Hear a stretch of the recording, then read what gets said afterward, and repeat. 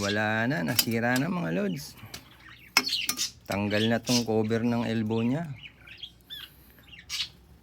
Naputol na mga lods, pinutol ko na lang. Ang problema, nabarahan na to ng kaputol mga lods, hindi na na-extract. Ayan mga lods, oh. Ito yung elbow. Kailangan mailagay ko ulit mga lods. Ito yung pinaka-cover ng elbow mga lods. Pag wala kasi itong mga lods, mainit. Mainit ang tambutso. Kaya kailangan maibalik ko itong mga lods. Para maibalik mga lods, kailangan nating barinahin to mga lods. Babarinahin ko to. Kasi hindi natin masasalpakan ng tornilyo to mga lods. Na mga lods. Sinaksak ko na. May power na siya mga lods. Barena mga lods. Buti na lang may barena mga lods. Para mailabas ko itong mga lods. Yan.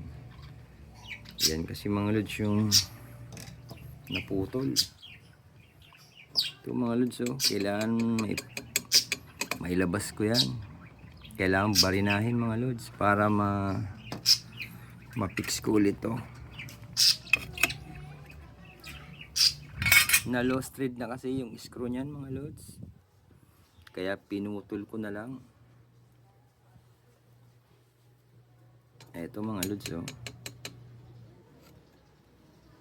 Hindi kasi natin may babalik tong cover ng elbow mga lods pag hindi natin matanggal yan. Kasi dyan ipinipix yan mga lods. Ganyan yan, oh. Mainit kasi mga lods pag wala itong cover na to.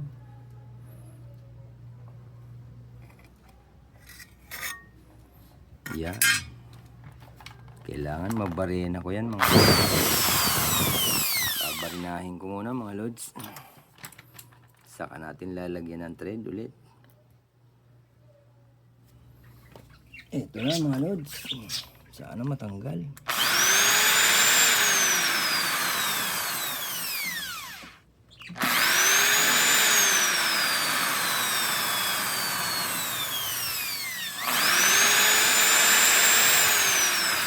Pagkasigas.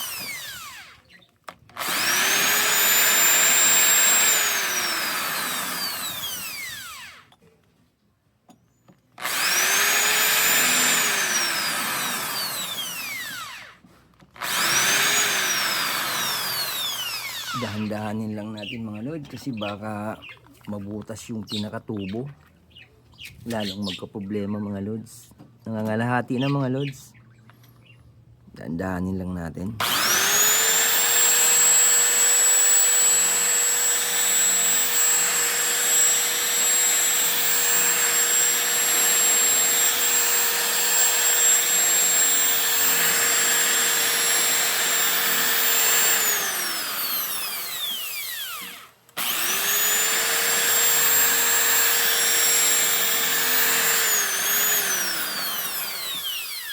Mahirap kasi baka tumagos mga lods, mabutas yung tubo, lalo magka-problema. Yan mga lods, nakalahati ko na. Hindi ko na isasagad mga lods, konti lang. Baka mabutas kasi. Lumabas pang usok dyan mga lods. Okay na yan, gagawan ko na ng thread yan mga lods. Tama na yan mga lods. Naikabit ko na mga lods. Matibay na siya, oh. Hindi na gumagalaw. Ayan, nakapix na yan mga lods. Pero ang kabila mga lods, hindi umubra yung ginawa ko. Ito na lang ginawa kong remedyo mga lods. Nilagyan ko na lang ng hose clamp. Matibay naman mga lods. Ayan, walang kagalaw-galaw. Maparaan lang mga lods. Ayos na.